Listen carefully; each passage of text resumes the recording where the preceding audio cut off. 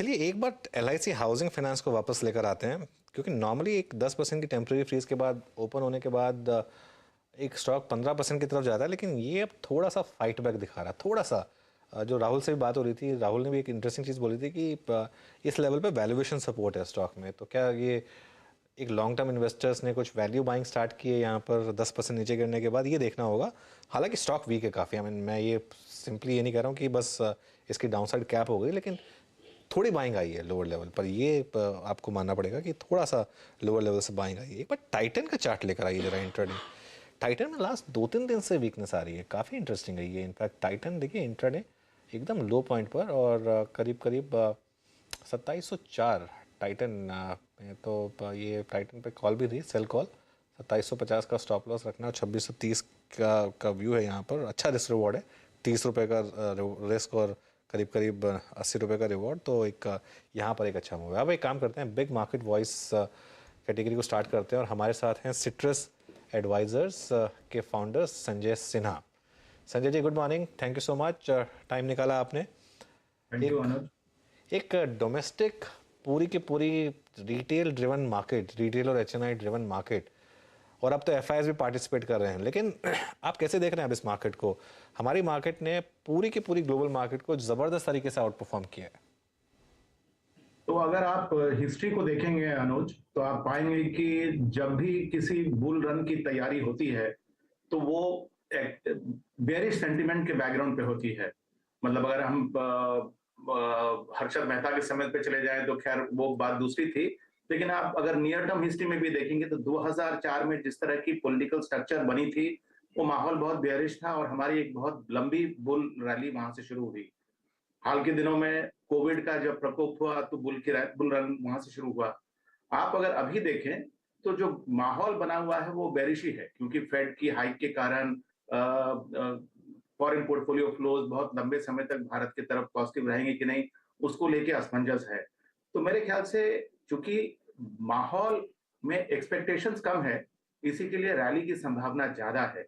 और दूसरा जो सपोर्ट मिल जा रहा है बाजार को, वो ये है कि जो डोमेस्टिक रिटेल पार्टिसिपेशन है, अगर आप उसको कोरिलेट करें म्यूचुअल फंड के फ्लोज के साथ, तो आप पाएंगे कि जिस महीने में इंडेक्स की गिरावट होती है, उस महीना में इक्विटी फ्लोज की जो नेट फ्लोज है वो बढ़ जाती है। यानी कि रिटेल इन्वेस्टर अब हर मार्केट करेक्शन को एक अपॉर्चुनिटी की तरफ देख रहा है। तो मुझे लगता है कि ये दोनों का जो मिला जुला असर है, एक्सपेक्टेशंस का बहुत कम या बेरिश होना और रिटेल का बहुत अपॉर्चुनिस्टिक होना, हर इंडेक्स के करेक्शन पर पार्टिसिपेट करना, मेरे ख्याल से हमारे मार्केट का एक बेस बन गया है और वो बेस बुलिश टेंडेंसी की तरफ ज्यादा अग्रसर होता हुआ दिख रहा है। जब आप संजय जी कहते हैं कि हमारे पास एक बहुत स्ट्रॉन्ग बेस है और एक ये जो ये बेस बिल्डिंग की प्रोसेस थी, इसने काफ़ी वक्त भी लिया, तो बेस के नज़दीक आप खरीदना क्या पसंद करेंगे? कुछ चीज़ें तो उड़ रही हैं इस बाजार में, bank Nifty at all time high, लेकिन कुछ चीज़ें अभी भी धरातल पे हैं। तो सबसे पहले आपके अनुसार वो चीज़ें जो धरातल पे हैं बट स्टिल बहुत स्ट्रॉन्ग पोटेंशियल रखती हैं उड़ने का, यानी हायर लेवल्स पे जाने का, पहले बेटर रिस्क रिवॉर्ड रेशो को देखते हुए आप दो सेक्टर्स या फिर स्टॉक्स जिसको आप चेस करना चाहेंगे? तो देखिए, अगर हम लोग बाजार के अप्रोच को देखें, तो जिस तरह की क्वार्टरली रिजल्ट्स आ रहे हैं और उसके बावजूद जिस तरह से स्टॉक्स बिहेव कर रहे हैं, उससे उसको देखते हुए मुझे लग रहा है बाजार ने पूरे स्टॉक्स के समूह को 3 भाग में बांट दिया है। एक समूह ऐसा है जहां पर रिजल्ट्स अच्छे हैं, लेकिन बाजार एक्सपेक्ट कर रहा है कि उनका फ्यूचर खराब होगा। जैसे फॉर एग्जांपल आईटी स्टॉक्स, अगर लार्ज कैप स्टॉक्स के प्रदर्शन को देखें तो उनके परफॉर्मेंस काफी, फंडामेंटल परफॉर्मेंस, क्वार्टरली परफॉर्मेंस बहुत अच्छे हैं, लेकिन स्टॉक्स में कोई ज्यादा असर दिख नहीं रहा है। तो इससे लग रहा है कि शायद मार्केट एक्सपेक्ट कर रहा है कि इनका फ्यूचर जो है वो उतना अच्छा ना है। तो एक समूह तो ये हो गया। दूसरा समूह वो है जहां पर अभी अगर परफॉर्मेंस अच्छा है और बाजार एक्सपेक्ट कर रहा है कि फ्यूचर में जाकर परफॉर्मेंस और ज्यादा अच्छा हो जाएगा, जैसे फॉर एग्जांपल बैंक्स हुआ, एनबीएफसीज हुए। और तीसरा समूह है जहां पर कि बाजार कंफ्यूज्ड है, जहां पर उसको ठीक से क्लियरली पता नहीं चल पा रहा है कि वो समूह में तेजी आएगी कि नहीं। तो इन तीनों समूह को अगर मैं देखूं तो मुझे लगता है जो पहला समूह है वहां पर शायद रैशनल बिहेवियर बाजार का नहीं है। अगर प्रदर्शन इस नेगेटिव माहौल में फंडामेंटल परफॉर्मेंस अच्छा है, तो मुझे लगता है कि शायद सेंटिमेंट्स नेगेटिव हैं, तो वहां से कॉन्ट्रेरियन की तरह पिकअप करने की अपॉर्चुनिटी मुझे ज्यादा दिख रही है। इसी के लिए मैं धीरे धीरे ही सही, लेकिन आईटी में से स्टॉक्स उठाना शुरू करूंगा। दूसरा समूह जो है, जिसने कि आज बाजार को काफी हद तक अचंभित किया है, वो मेरे ख्याल से बैंक्स का है। और उसमें खास करके जो पब्लिक सेक्टर बैंक्स हैं, उनका प्रदर्शन काफी अच्छा रहा है। और अभी तो अगले कुछ दिनों में बड़े-बड़े पब्लिक सेक्टर बैंक के रिजल्ट आएंगे, तो हमें इसमें ज्यादा क्लैरिटी मिलेगी। मुझे लगता है बैंक्स का एक क्षेत्र है, जहां पर कि कम से कम अगले 12, 24, 36 महीनों में फायदा उठाने का हमें अवसर मिलेगा। तो वो मैं दूसरा समूह समझता हूँ जहां से हमें अपॉर्चुनिटी उठानी चाहिए। तीसरा जो समूह है, जिसको मैं समझता हूँ कि शायद उसको टैक्टिकल माना जाए। देखिए, अगले साल से काफी तेजी से इलेक्शन की तैयारी शुरू हो जाएगी और उसके कारण प्रोजेक्ट्स की कंप्लीशन, प्रोजेक्ट्स के अवार्ड, प्रोजेक्ट्स की एग्जीक्यूशन में तेजी आएगी। तो जो ईपीसी का समूह है, जिसमें कि कोई खास स्टॉक प्राइस प्रदर्शन तो नहीं दिया है अभी तक, लेकिन उनके ऑर्डर बुक्स काफी अच्छे रहे हैं। मुझे लगता है ये तीसरा सेक्टर है, जो कि मेरे लिए अवसर प्रदान कर रहा है। ओके, ठीक है। काफ़ी इंटरेस्टिंग चॉइसेस यहाँ पर।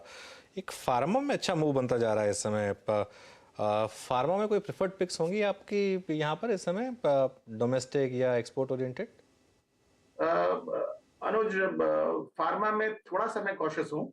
हाँ, क्योंकि अगर आप देखें तो अगर स्टॉक्स को देखें, तो कुछ स्टॉक्स ऐसे हैं जिनका कि परफॉर्मेंस बिल्कुल ही लैकलस्टर है। उसमें भले कुछ रेगुलेटरी कंसर्न्स हो या कुछ कॉर्पोरेट गवर्नेंस से रिलेटेड इश्यूज हो। और एक दूसरा हिस्सा है जो कि ज्यादातर लार्ज कैप स्टॉक्स का है, जहां पर कि स्टॉक्स ऑल टाइम हाई की तरफ जा रहे हैं। तो इस सेक्टर में मेरे ख्याल से अगर चॉइस लेना हो तो मैं लार्ज कैप की तरफ ज्यादा झुकूंगा।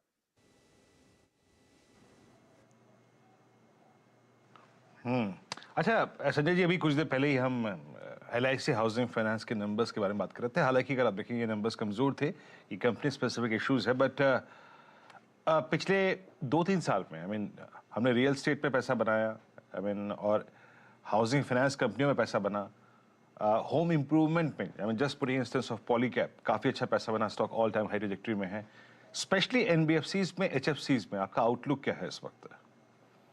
तो मेरे ख्याल से देखिए, जिस तरह की कमेंट्री रियल एस्टेट कंपनी से आ रही है और जिस तरह का उन्होंने आउटलुक दिया है, उससे ये लगता है कि हाई इंटरेस्ट रेट एनवायरनमेंट के बावजूद उनकी प्रोजेक्ट्स में सेल्स में कोई कमी नहीं आ रही है। यानी कि इंटरेस्ट रेट का बहुत ज्यादा असर अब तक इंक्रीमेंटल सेल्स पे नहीं पड़ा है। तो जिसका मुझे लगता है कि जो पेंट अप डिमांड है हाउसिंग में, वो अभी तक पूरी तरह से सेटिस्फाई नहीं हुआ है और आगे भी मुझे लगता है कि हाउसिंग का डिमांड बना रहेगा। तो मुझे लगता है कि इसका रिफ्लेक्शन हमें हाउसिंग फाइनेंस कंपनीज में देखने को मिलेगा। यदा-कदा कुछ-कुछ हाउसिंग फाइनेंस कंपनीज में स्टॉक प्राइस का परफॉर्मेंस जो है, वो ऊपर-नीचे होता रहा। जैसे कहीं पर किसी हाउसिंग फाइनेंस कंपनी में एक रेगुलेटरी अगर ऑब्जर्वेशन हो गया, तो उसके कारण स्टॉक में गिरावट आ गई। किसी हाउसिंग फाइनेंस कंपनी में सीनियर मैनेजमेंट का चेंज हुआ, तो उसके स्टॉक में हलचल आई। लेकिन अगर आप उसको सेक्टर के ट्रेंड के बेसिस पर अगर आप जज करना चाहें, तो मुझे लगता है कि हाउसिंग डिमांड एंड उससे रिलेटेड हाउसिंग लोन का डिमांड जो है वो कम नहीं हो सकता और आगे कम से कम अगले कुछ समय तक तो मेरे ख्याल से वो एंड्योरिंग है। अच्छा संजय सर, ये बताइए, मेटल्स में आप निवेशित थे अगर CY20 में 21 तक आते आते, और इनफैक्ट 22 के शुरू में आते आते आप अच्छा पैसा बना चुके थे। एक समय हमें भी लग रहा था कि यस, मेटल साइकिल अब ओवर हो गई, लेट्स से गुड बाय, बाहर निकल के आइए। बट इस निफ्टी मेटल ने सबको टोज पे रखा, और सर मैं आज भी जब आपसे बात कर रहा हूँ तो ये करीब करीब 7100 की ट्रेजेक्ट्री में अभी भी अपनी ऑल टाइम हाई ट्रेजेक्ट्री से बहुत दूर नहीं है। बहुत स्टेट ऑफ कंफ्यूजन बीतले 3-4 महीने में यहाँ पे रहा, specially during the war season, और अब करीब करीब 6080 पे ही अपनी ऑल टाइम हाई ट्रेजेक्टरी पे। मेटल्स में सर आपने क्या किया? जो आपकी होल्डिंग्स थी या फिर जो आप लोगों ने कमिटमेंट दिए थे मेटल्स में, वो स्क्वायर ऑफ किए या फिर आप लोग कमिटेड हैं उसमें भी अभी भी? वीरेंद्र जी, हम लोग मेटल से अब निकल गए, इसलिए क्योंकि देखिए इन्वेस्टमेंट में आपको जो भी रिटर्न आप एक्सपेक्ट कर रहे हैं उसके साथ साथ पर यूनिट ऑफ रिस्क के साथ उसको देखना चाहिए कि क्या मुझे वो रिटर्न बहुत एक्सेसिव रिस्क पे लेना मिल रहा है, तो फिर हमें उस पर थोड़ी सी उसको एवेल्युएट करने की जरूरत होती है। पिछले साल जिस तरह की माहौल बन गई थी, रिसेशनरी माहौल यूरोप में, यूएस में, चाइना की स्लो डाउन, उससे ऐसा लगा कि मेटल प्राइसेस में बहुत एंड्योरिंग रैली जो है वो शायद ना रहे। तो हम लोग पिछले साल मेटल से निकल गए। अभी जो आउटलुक है मेटल का, वो मैं कहूंगा कि बहुत ही इवेंट ड्रिवन है। मतलब अगर आप मेटल के प्राइसेस आज अगर आप देख रहे हैं तो वो मैक्रो इकोनॉमिक फैक्टर से कम डायरेक्टेड है। कंपनी स्पेसिफिक कहीं प्रोडक्शन डिसरप्शन हो गया या कहीं पर सप्लाई डिसरप्शन है, उसके कारण मेटल के प्राइसेस ऊपर नीचे हो रहे हैं। तो इसके कारण इस पर व्यू बनाना थोड़ा सा मुश्किल होता है। साथ ही साथ भले ही मेटल इंडेक्स अपने बहुत पीक लेवल के आसपास हो, लेकिन अगर आप इंडिविजुअल मार्की मेटल स्टॉक्स को देखें, वो स्टील का हो या फिर एल्यूमिनियम का हो, तो ये स्टॉक्स तो अपने जो नियर टर्म हाई हैं उनसे तो काफी नीचे हैं। तो इसी के लिए हम फिर उसमें चुनाव कैसे करें? तो मेरा जो स्ट्रैटेजी रहा है वो है कि कम से कम बाजार में अगर इतने सारे अवसर हैं, तो मेटल में मुझे रिस्क बहुत ज्यादा दिखता है for that unit of return, तो मैं उससे थोड़े से साइड में हूँ।